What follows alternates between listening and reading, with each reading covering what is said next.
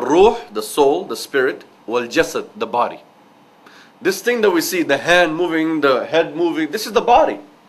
But let's say if Allah takes away my ruh right now, I'll be just sitting like this. The body is here, but the ruh is gone. You are sitting me, and you are seeing me, and you say, now we have to do the janazah, this is it. That's the reality of life. What is making sure that this hand is moving? It is the ruh. The ruh, which is controlling the heart and the brain, is telling the whole sensors, neurons, send signals and keep the hand moving until the ruh says don't. See the power of the ruh? It's the ruh that uses the body and controls the body. But if we succumb to the pressures of lust and desires and vain things, then we become a slave of the body. And that's where the ruh, the soul, loses out. When we become slaves of the body, then we begin to satisfy every desire of the body. The body is hungry. I need to go eat food. I overeat, become obese. So then I have consequences. I desired some craving for drink. I go drink like 5 gallons of some Coke or juice or something. I've gone over the barrier limit. Satisfaction of desire is not this worldly life. Satisfaction of desire is the life of Jannah. We eat and drink here only to not satisfy our ruh and our body. We only eat and drink in this world for the necessity to live alive. You know, there's a saying that somebody said, we live to eat and drink. Some people live in this world just to eat and drink. And some people just eat and drink to live. Both is different. The words are changed. Some, their whole desire of living here is just to fulfill their desire, eat and drink. While others, they only eat and drink little amounts, little bits, just to survive, just to live. Because they know satisfying the desire would then succumb us to the pressures of the body and we'll become Abdul Shaitan, the slave of Shaitan. And that's what Shaitan does. Shaitan constantly attacks us from the brain and the heart by getting us, luring us, enticing us towards shahawat. Shahawat, when we think, means that only of the opposite gender, opposite sex. No. Shahawat, that is one aspect of shahwa. The other aspect of shahwa that we tend to be so unmindful is eating and drinking. In our daily life, we're eating 3 meals a day, 4 meals a day, 5 meals a day. People are busy every day making money just for what? To have a food and a living. No.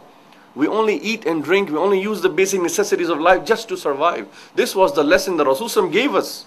This is the lesson that the Sahaba proved after Rasulullah taught them. They were the first best generation of Muslims. They showed us that look, never succumb to the pressures of lust and desire, whatever it may be. Whether food, drink, opposite gender, or other aspects of this life. You know, accumulating money and wealth in this life. This is also another desire and lust and a shahwa. So Ramadan is a month of acquiring taqwa. How? By compelling the shahawat. Compressing shahawat. Shahawat, translation is lusts, desires, attractions, you know, enticement, luring of things. So biggest shahwa is the private part and the stomach. And that's why Allah said, لَعَلَّكُمْ تَتَّقُونَ. And that's why you see, even outside Ramadan, if somebody is feeling very low in taqwa, imagine if your taqwa barometer is very low. You're down to the last sip of taqwa. You're feeling very low, you hardly feel like doing any ibadah. And you know in your heart you're very low in taqwa. Guess what? The next day, just fast. Nafil fasting, you know. Just fast the next day. And by the time you're doing iftar, you will have so much taqwa in your heart. Your heart will be like bubbling with taqwa. This is the purpose of fasting. And that is why Rasulullah said to the young people, young males and females, look, if you cannot control your desires, if you cannot control your shahawat, the desire of the opposite gender, and you don't have the means to marry someone, then fast. فَإِنَّهُ أَغَضُّ لِلْبَصَرِ وَأَحْسَنُ لِلْفَرَجِ. Same word, faraj, is used there in that hadith as the one that is used in the hadith for Ramadan, for fasting. Rasulullah said, if you cannot marry and if you cannot control your desires, then the best thing to do is fast. Fast, nafil fasting. Anytime during the year. By fasting, it is better to lower your gaze, meaning control your eye. You would not start glaring and staring and saying, ooh, ah, wow. And it is أَغَضُّ لِلْبَصَرِ. It is good for lowering the gaze. وَأَحْسَنُ لِلْفَرَجِ. And it is good for the private part. You will be protecting yourself from zina. and from all the modalities of zina. Zina is not just the physical conglomeration of a male and female, but even like hugging and kissing and intimacy with the opposite gender is one of the aspects of zina. And that's why Allah said in the Quran in Surah Bani Israel, Surah 17, وَلَا تَقْرَبُوا الزِّنَا. Do not even go near zina. Forget about the actual physical act of zina. Don't even take the prerequisite steps that would lead you towards zina. And one of the reasons that we lead ourselves towards zina, shahawat, desires. And fasting curtails the desire. Those young people, 18, 20, 22-year-old, who have a lot of desires and they cannot marry, when they fast, they can profess from their heart, yes, it's very good. It controls my nafs. I stop thinking of the opposite gender automatically. Why? Did you ever wonder why? Because when we are fasting, what's the biggest preoccupation of the mind? What's the biggest thing that is overwhelming our brain when we are fasting? Think about it. What is it? What's the biggest thing bothering in the brain if you're fasting? I don't want to break my fast. Because if your intention was to break your fast when you're fasting, what's the purpose of fasting? The biggest thing is you're saying, I want to protect my fast. I want to protect, right? Am I right or wrong?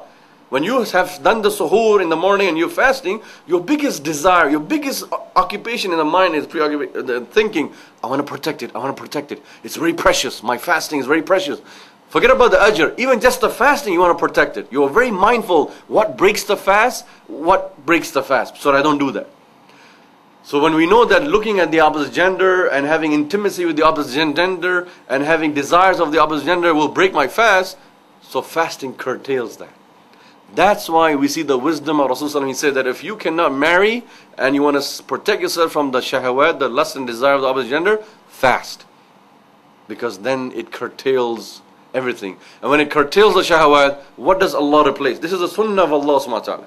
Allah subhanahu wa ta'ala, when He takes away something, He replaces it. It's so like natural. Allah is not, unjust and unfair. He is so just, al-adil. He's so fair that if He has taken away something, He's replaced it. He said, look, don't drink khamr, don't drink any wine or alcohol, no drink. But He has given so many other types of drinks, water and juice and this and that, halal. Simple nature, that if Allah is saying, I'm taking away one thing, making haram, I replace it with so many halal. So that's why if Allah has taken away the lust and desire when you're fasting, has taken that away by your encouragement and your taqwa, He's replacing it with taqwa. That's why when we fast, the shahawat go down and the taqwa goes up.